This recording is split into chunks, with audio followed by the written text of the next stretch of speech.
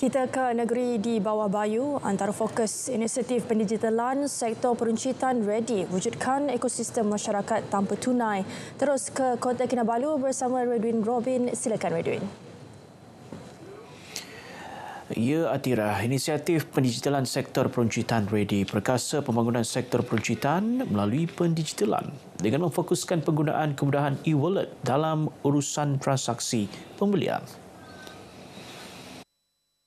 Menteri Perdagangan Dalam Negeri dan Kos Sara Hidup KPDN, Datuk Armizan Muhammad Ali berkata, inisiatif ini sekaligus mewujudkan ekosistem masyarakat tanpa tunai di seluruh negara, khususnya kawasan luar bandar.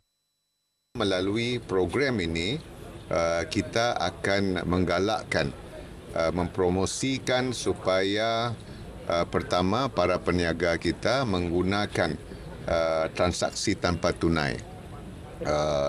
Untuk sekaligus meningkatkan pembudayaan cashless society, sebab melalui transaksi tanpa tunai ini banyak faedahnya, termasuklah mempermudahkan urusan dari segi accounting mereka sendiri, dari segi data-data yang mereka perlukan, transaksi itu direkodkan. Beliau ditemui pemberita selepas pelepasan peserta kembara ready di Papar. Sejak dilancarkan pada Ogos 2022 hingga 31 Mei lepas, KPDN telah membantu 22,368 peniaga untuk mendaftar dengan e-wallet. Jumlah tersebut melebihi sasaran iaitu 15,000 peniaga berdaftar menjelang tahun 2025 seperti ditetapkan di bawah RMK ke-12. Program Kembara selama 10 hari ini bermula pada 26 Jun lepas dengan lokasi pertama di Semantan, Sarawak dan dijadual berakhir pada 5 Julai ini di Tawau. Sabah mengorak langkah dalam dunia penyiaran digital dengan pelancaran Borneo TV, sebuah platform penstriman moden mengetengahkan wajah, suara dan budaya negeri ke peringkat global. Ketua Menteri Datuk Seri Panglima Haji G. Haji Nur berkata, dengan slogan cerita Sabah di mata dunia, Borneo TV menjadi saluran bagi kandungan dokumentari asli, seni budaya serta keindahan alam semula jadi Sabah. Kerajaan negeri menyokong penuh Borneo TV bukan hanya sebagai platform penyiaran, tetapi juga medium strategik menyampaikan cerita rakyat Sabah kepada dunia. Datuk Haji G menyatakan demikian ketika berucap melancarkan Borneo TV di Kota Kinabalu. Langkah ini selari dengan era penstriman over the top OTT yang tidak lagi bergantung kepada media konvensional serta membuka peluang lebih luas kepada pencipta kandungan tempatan. Majlis turut menyaksikan pertukaran MOU antara Sekretariat Sabah Maju Jaya SMJ dan IB Media Consultant Works Sendirian Berhad selaku pengendali Borneo TV yang beroperasi tanpa dana kerajaan negeri. Datuk Haji G merakamkan penghargaan atas kejayaan merealisasikan pelaksanaan ini di bawah Pelan Hala 7 Sabah Maju Jaya 1.0 dan menyuruh semua pihak menyokong usaha menampilkan naratif Sabah ke mata dunia. Kerajaan Madani serius tangani isu perubahan iklim dan memacu agenda hijau negara. Ia merangkumi reformasi dasar tenaga, pelan peralihan karbon rendah serta galakan terhadap gaya hidup lestari dalam kalangan rakyat Malaysia. Timbalan Menteri Kewangan Lim Hui Ying berkata kesejahteraan rakyat adalah teras dan dasar utama kerajaan Madani sejajar prinsip pembangunan mampan. Beliau berucap merasmikan program kempen sifar plastik dan pengagihan bekas makanan di Sekolah Kebangsaan Cina Chengmin Sandakan. Mengenai program ini, Lim berkata ia mencerminkan usaha kerajaan mengarus perdana agenda hijau dalam kalangan rakyat bagi mengurangkan pencemaran dan memelihara alam sekitar sekaligus menghargai komitmen sekolah yang sentiasa menekankan pendidikan alam sekitar dan memupuk budaya kampus hijau. Dalam majlis ini, Lim menyerahkan replika cek bernilai RM50,000 kepada Persatuan Cahaya Hijau Sabah. Kumpulan pertama jemaah haji dari Tawau seramai 90 orang untuk musim haji 1446 Hijrah 2025 selamat tiba di lapangan terbang Tawau kira-kira 7.15 minit pagi tadi. Ketibaan para jemaah haji disambut pengurus cawangan tabung haji TH Tawau, Ajmal Junaidi. Kumpulan jemaah haji dari Tawau ini tiba di Ibu Negara semalam dari Madinah sebelum berlepas ke Kota Kinabalu dari lapangan terbang antarabangsa Kuala Lumpur kira-kira pukul 6.25 pagi.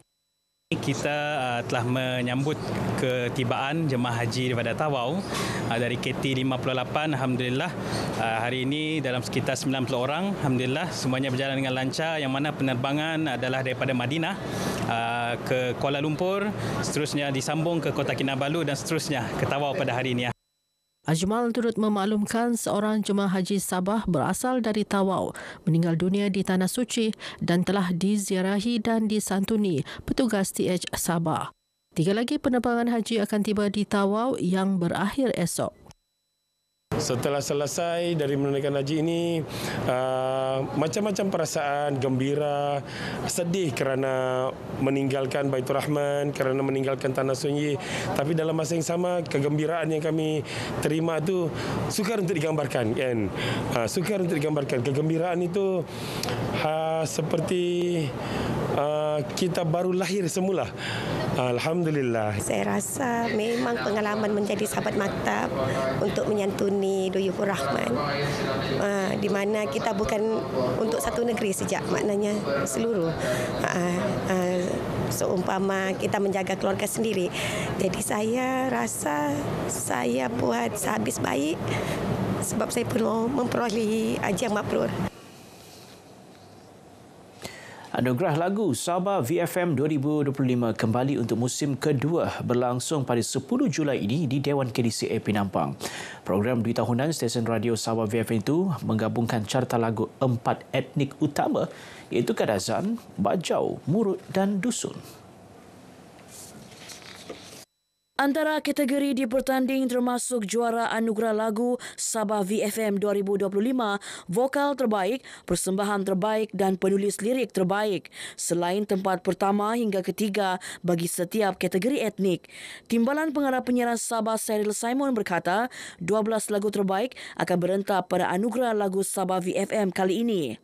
Objektif utama Anugerah Lagu Sabah VFM 2025 adalah mempromosikan hasil rancangan terbitan Sabah VFM kepada masyarakat, memberi gelakan kepada penggiat seni untuk menerbitkan lebih banyak lagu baru dalam bahasa etnik Sabah, membina kerjasama, mengeratkan hubungan dan muhibah yang baik antara artis-artis tempatan Sabah dengan juruhebah Sabah VFM. Beliau menyatakan demikian dalam sidang media di Hotel Minggaden, Kota Kinabalu. Jumlah hadiah keseluruhan bagi musim kedua ini turut ditingkatkan kepada RM48,000 berbanding RM27,500 pada 2023. Anugerah Lagu Sabah VFM ini akan diserikan dengan kehadiran Ketua Menteri Datuk Seri Panglima Haji Ji Noor. Sementara itu, masyarakat Islam dialu-alukan hadir mengimarahkan program Sabah Berselawat yang akan berlangsung pada 3 Julai ini di Dewan Masyarakat Tawau. Program anjuran Jabatan Penyiaran Sabah melalui Sabah FM itu bagi mengimarahkan sambutan awal Muharram 1447 Hijrah selain menyemai dan mengukuhkan rasa cinta serta kasih sayang kepada Nabi Muhammad, khususnya dalam kalangan golongan muda. Pengarah Penyiaran Sabah Muhammad Yusni Muhammad Ali berkata, program kali ini menampilkan penceramah agama Al-Fadil Ustaz Muhammad Hariri Muhammad Daud dan Al-Fadil Ustaz Amin Idris. Selain persembahan kumpulan Hijaz, Hafiz Hamidun dan kumpulan selawat pelajar tahfiz Madrasah Ad-Diniyah Ar-Rahmaniyah Tawau. Program Sabah Berselawat akan disiarkan secara langsung menerusi Radio Sabah FM dan serentak di 3 stesen daerah iaitu Tawau FM, Sandakan FM dan Keningau FM.